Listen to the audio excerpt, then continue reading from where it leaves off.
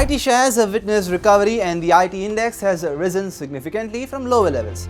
The market has witnessed a strong growth of nearly 12% in the last 6 months, while IT index has risen around 15.5%. Now, what is the reason behind the recovery in IT shares? How sustainable is the recent momentum in IT shares, and is it the right time to buy IT shares? Let's find out in this video. Due to challenges in the supply chain post-COVID, there has been a significant surge in inflation worldwide. Central banks worldwide, including the Federal Reserve, started increasing interest rates to control rising inflation. The Federal Reserve increased rates by more than 5% from March 2022 to July 2023. This led to concerns not only about economic growth, but also about a potential economic slowdown. Hence, doubts arose regarding global spending on IT. These companies started experiencing a slowdown in receiving new orders, causing a significant decline in their shares. But what has been the reason for the recovery in IT shares in recent months? Well, according to AUM Capital's head of research, Rajesh Agarwal, there are several reasons behind the sector's recovery.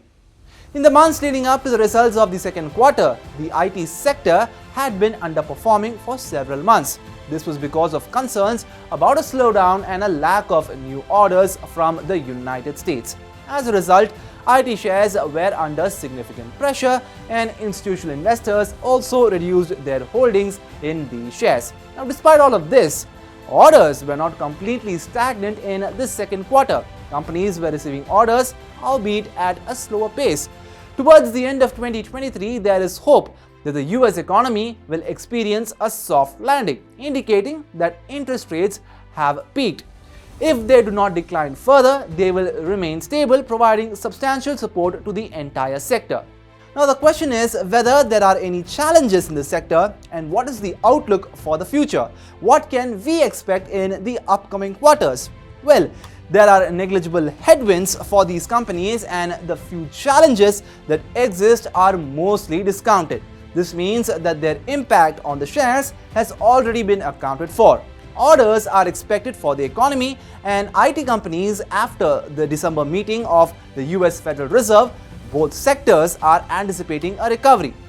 This is because the Federal Reserve has indicated a cut in interest rates going ahead. Although it will depend on the data and the pace of the cut might be gradual. According to Rajesh Agarwal, the balance sheets of IT companies are very strong, especially those of established IT companies. These companies often announce buybacks within 1 to 1.5 years, rewarding shareholders. Moreover, they also offer attractive dividends. The third quarter may not be very exciting for these companies, but there is hope for improvement in results from the fourth quarter of FY24 or the first quarter of FY25.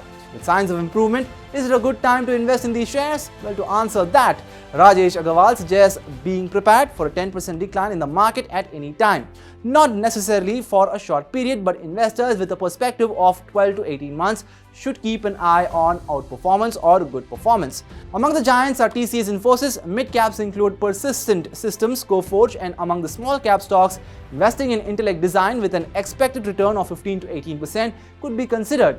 While the hope for good third quarter results for the IT sector may be lower, the start of rate cuts in the US could lead to a revival in the sector 1 to 2 quarters later. If your perspective is 1 to 1.5 years, you can consider investing in selected IT companies to build your portfolio.